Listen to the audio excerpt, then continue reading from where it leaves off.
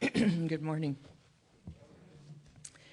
In 1958, when I was 9 years old, my father loaded our family of 6, including my grandmother, into our old Hudson and drove us to Florida for the only family vacation I can remember.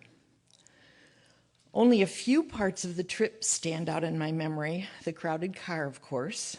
So crowded we had to stow the bags of oranges we brought home under our feet in the back seat. But I will never forget the signs we saw at every stop south of Indiana. Whites only, no coloreds allowed, whites drinking fountain, colored toilet in the back. I didn't understand. When I asked questions, my parents gave each other the look, and they gave me vague, unsatisfactory answers.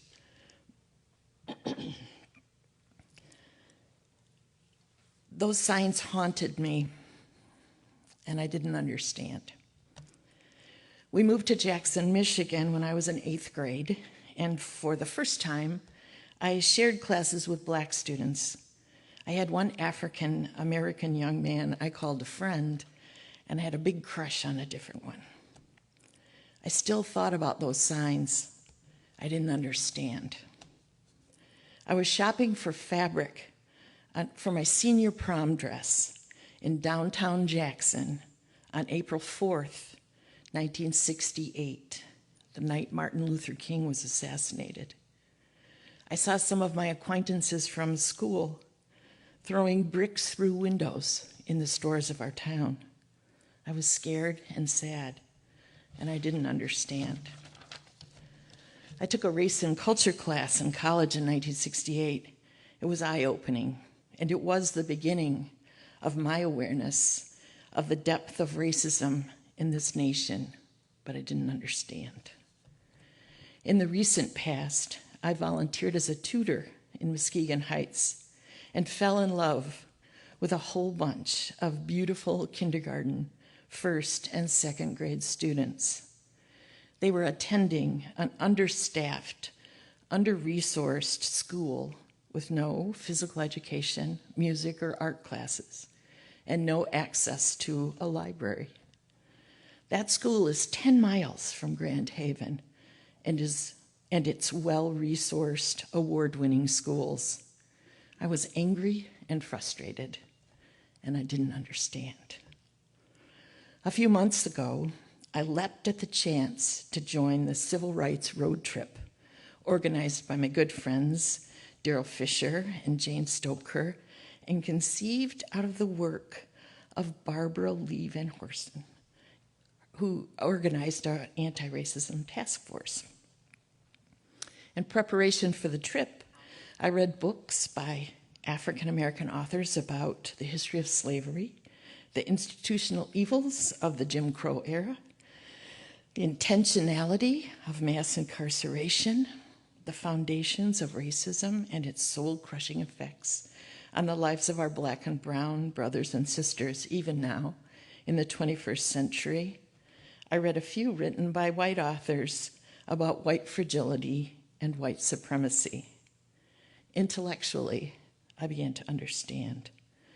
But my life experiences and the books I read did not prepare me for the powerful emotions generated on this civil rights road trip. We visited Birmingham, Selma, Montgomery, and Memphis. We immersed ourselves in the history of slavery and racism in these United States. We saw powerful images of life on a slave ship. We heard recorded simulations of slave auctions and mothers pleading for their babies being sold away from them on the auction block. We retraced the footsteps of those who crossed the Edmund Pettus Bridge, peacefully marching for the right to vote. We saw the place where they were bludgeoned by angry mobs. We stood on the steps of the 16th Street Baptist Church, where a racial terrorist bomb killed 4 beautiful little girls. We stood beside the bus where Rosa Parks refused to vacate her seat for a white person and was arrested for it. We stood under the monument to the 4,300 documented publicly lynched humans from the late 1800s through 1957. We stood on the spot where Martin Luther King was assassinated. We saw the church where he preached his last sermon. It was powerful.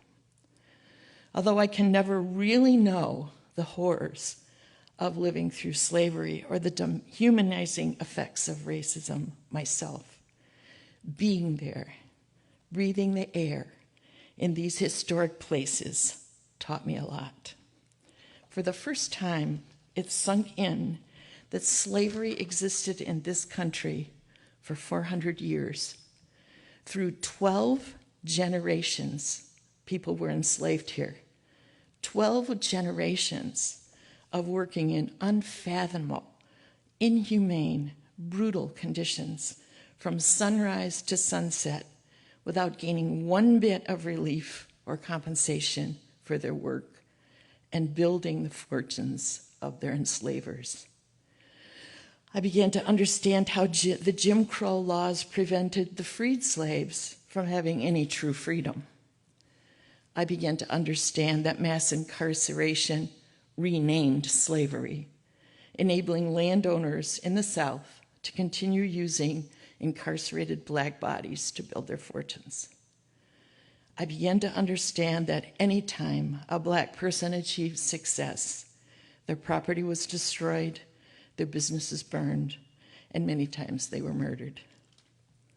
I began to grasp the significance of racial terrorist lynchings and how those lynchings continue today in the form of the indiscriminate murder of black men like George Floyd, Philando Castile, Trayvon Martin, and many others.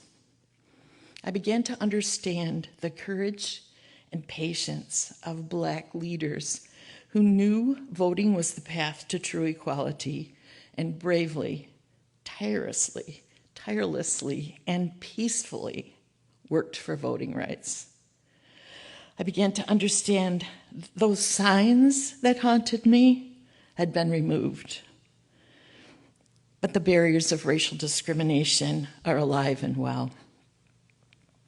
This trip gave me the opportunity to understand many parts of our nation's history of racism and brutality.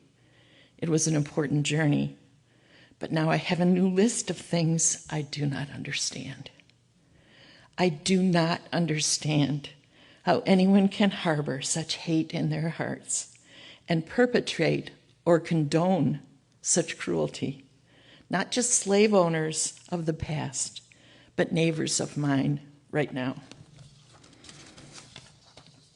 I do not understand how after 400 years of enslavement and 150 years of hard work to gain equality, while living with the constant dehumanizing humiliations of racism, the majority of African Americans in this country continue to embrace peaceful protest and love as their path to equality. At many of our stops, we observe black parents leading their children through the exhibits, reading the stories of brutality, torture, separation, horror, and hatred.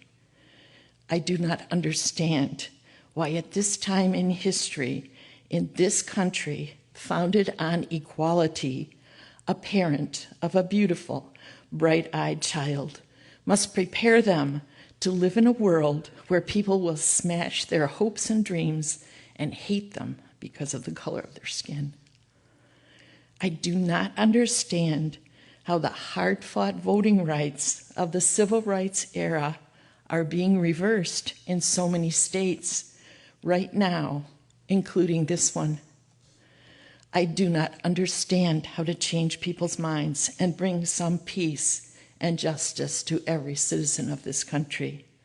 I do not understand, but I and the 40 others whose lives were changed by this trip will keep trying to understand and find a way to build a better world for all of our citizens. And I know you, so I know you feel the same, and you will join me. Namaste.